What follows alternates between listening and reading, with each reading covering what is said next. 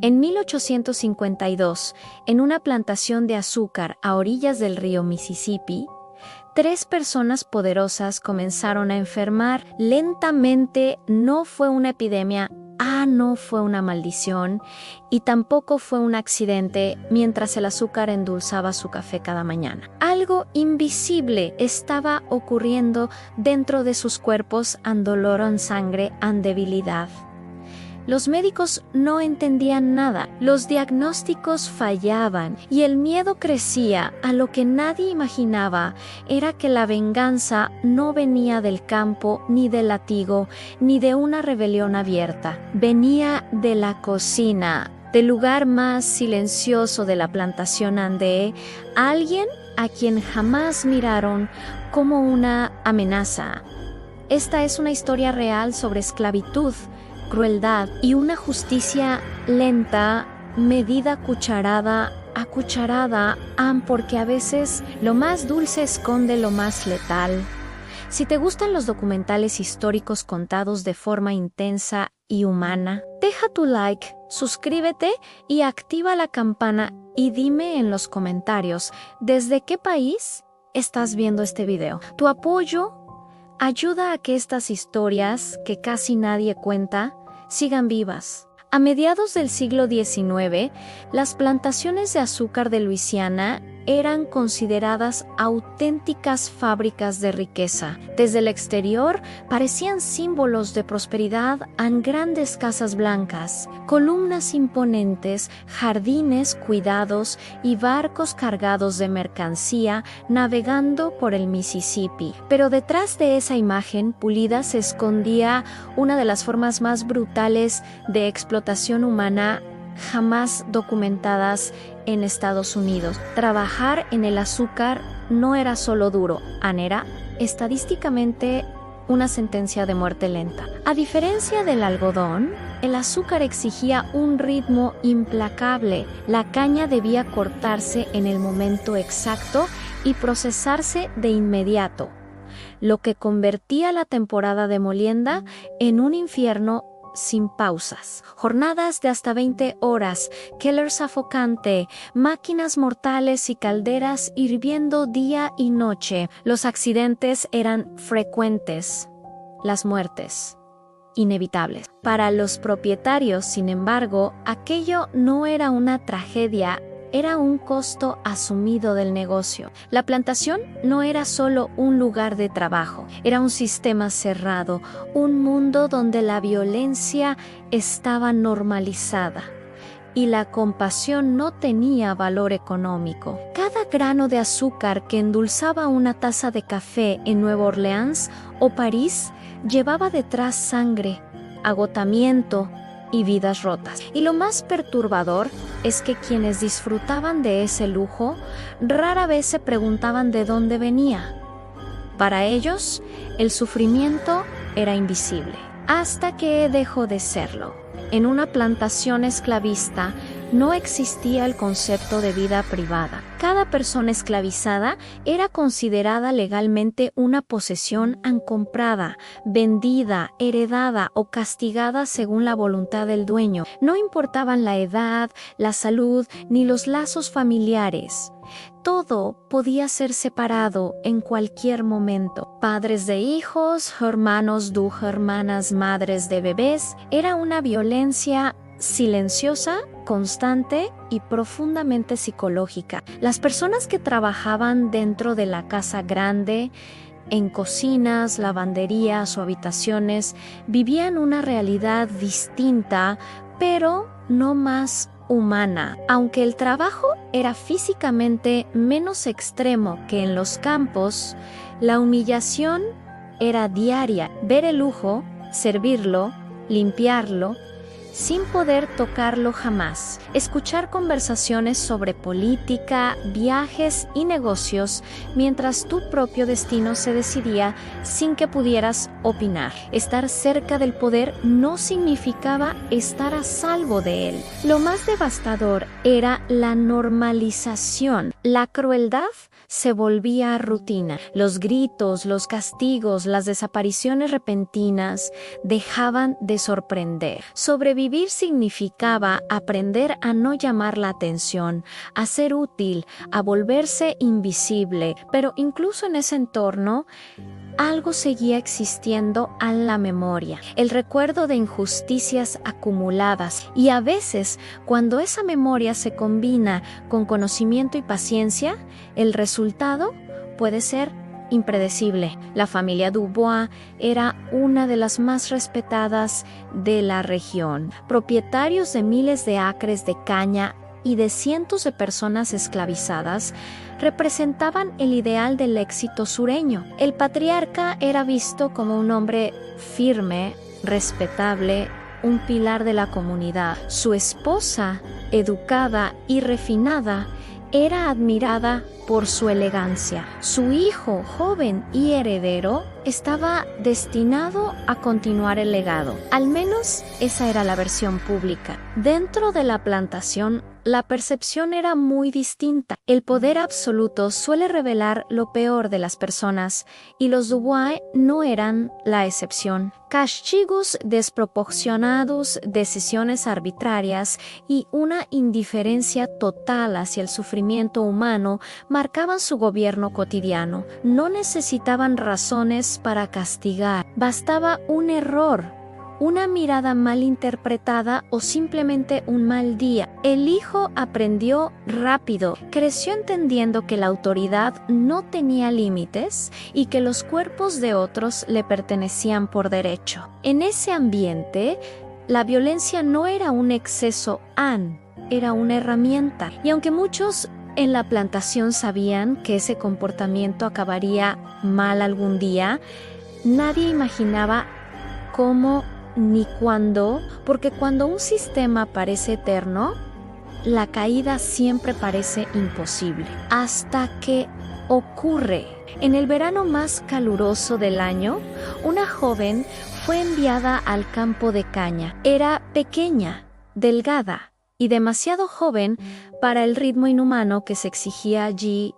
No importó. En el sistema esclavista, la debilidad no generaba compasión, generaba castigo. Cada persona debía cumplir la cuota, sin excepciones, y cuando no lo hacía, el ejemplo debía ser público. El castigo fue brutal, no solo por el dolor físico, sino por el mensaje. El látigo no buscaba corregir, sino advertir. Decirle a todos los demás: esto les pasará si fallan. Los gritos se escucharon desde la casa grande, desde la cocina, desde cada rincón de la plantación.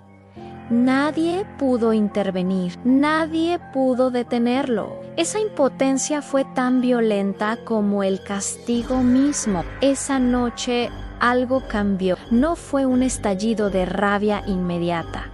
Fue algo más peligroso, en una decisión silenciosa. Cuando el dolor se acumula durante años, no siempre explota. A veces se enfría, se vuelve preciso y metódico y empieza a buscar una salida que no dependa de la fuerza, sino del tiempo. La cocina era uno de los pocos lugares donde el conocimiento circulaba en silencio. Allí no solo se aprendían recetas sino secretos, qué plantas calmaban el dolor, cuáles provocaban enfermedad, qué cantidades curaban y cuáles mataban. Ese saber no estaba en libros, se transmitía de mujer a mujer, de generación en generación, como una forma discreta de resistencia. En un mundo donde todo estaba prohibido, saber era poder, entender cómo funcionaba el cuerpo humano, cómo reaccionaba a ciertas sustancias, como una enfermedad podía parecer natural cuando no lo era. No se trataba de magia ni superstición, sino de observación, experiencia y memoria colectiva. Un conocimiento ignorado por los médicos blancos, pero profundamente efectivo. Fue allí donde nació la idea más peligrosa de todas, no rápida, no impulsiva, una idea que requería paciencia, precisión y silencio absoluto. Usar aquello que los amos amaban más, algo que consumían todos los días, algo tan común, tan deseado, que jamás levantaría sospechas. El azúcar aní, y en ese momento la historia dejó de ser solo de sufrimiento y empezó a transformarse en algo mucho más inquietante. La idea no surgió como un acto impulsivo, sino como una conclusión inevitable. Durante días, incluso semanas, fue una posibilidad que se negaba a desaparecer. ¿Cómo dañar a quienes parecían intocables? ¿Cómo hacerlo sin levantar sospechas en un mundo donde cualquier señal de desobediencia se castigaba con violencia extrema? La respuesta estaba en la rutina, en aquello que se repetía todos los días sin ser cuestionado. El azúcar era parte central de la vida en la casa grande. Café por la mañana, té por la tarde, postres después de cada comida. Nadie controlaba el contenido del azucarero familiar. Nadie imaginaba que algo tan cotidiano pudiera convertirse en un arma. No se buscaba una muerte inmediata, sino algo más lento, algo que pareciera natural, como una enfermedad inexplicable. El verdadero riesgo no era solo ejecutar el plan, sino sostenerlo en el tiempo. Cada movimiento debía ser idéntico al anterior en cada gesto. Normal, la clave no era la violencia, sino la paciencia. Y una vez tomada la decisión, ya no había marcha atrás, porque en ese mundo fallar significaba morir. Al principio no pasó nada. Los días siguieron su curso habitual. El azúcar se consumía, las comidas se servían, las órdenes se cumplían. Esa espera silenciosa fue quizás la parte más difícil. Dudar era inevitable. Pensar que todo podía haber sido inútil, pero la constancia es implacable y el cuerpo humano también tiene límites. Los primeros síntomas fueron leves. Dolores estomacales, cansancio, malestar difuso, nada alarmante. Los médicos lo atribuyeron a la dieta, al clima, al estrés. En una época donde la medicina aún era rudimentaria, la explicación más simple siempre parecía suficiente. Nadie sospechó de la cocina. Nadie revisó el azúcar. Con el paso de las semanas, el malestar se volvió persistente.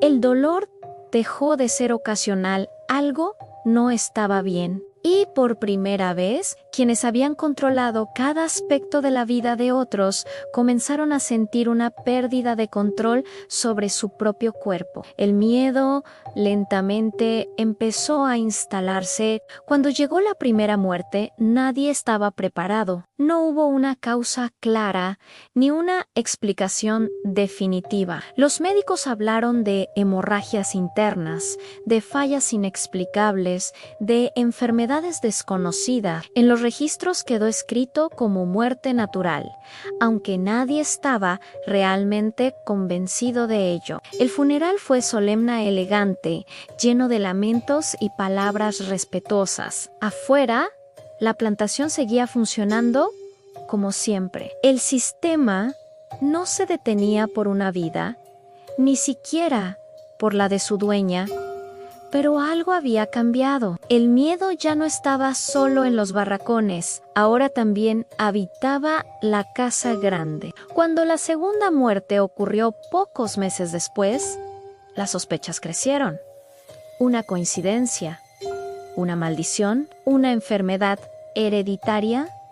Nadie encontró respuestas. Y en esa confusión, la verdad permanecía perfectamente oculta, disuelta en algo tan blanco y cotidiano como el azúcar. La tercera enfermedad fue distinta. Ya no hubo negación. El heredero sabía que algo andaba terriblemente mal. Trajo médicos de la ciudad, probó tratamientos extremos, nada funcionó. La plantation, mientras tanto, comenzó a desmoronarse desde dentro. Sin una autoridad clara, los castigos se volvieron erráticos.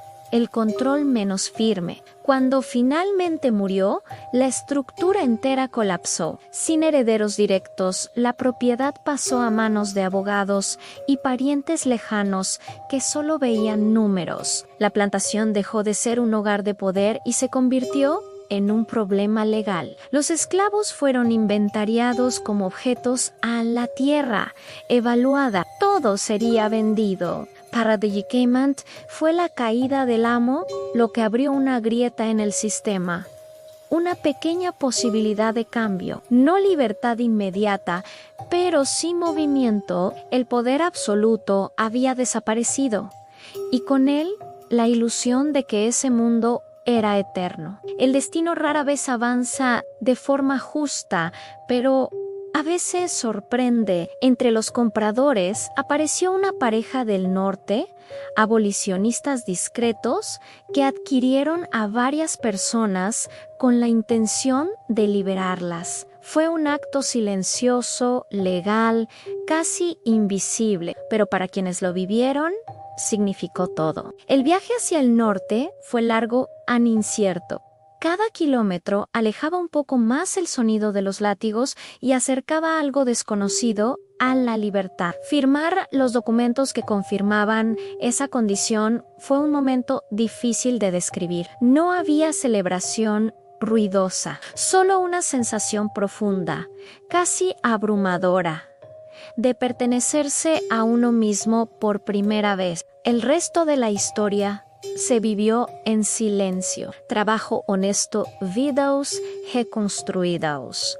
Ninguna confesión, ningún castigo. La verdad quedó enterrada en el pasado, donde nadie quiso buscarla. Y así, sin monumentos ni juicios, la justicia tomó una forma extraña, lenta y discreta. Porque a veces la historia no castiga con ruido, sino con paciencia.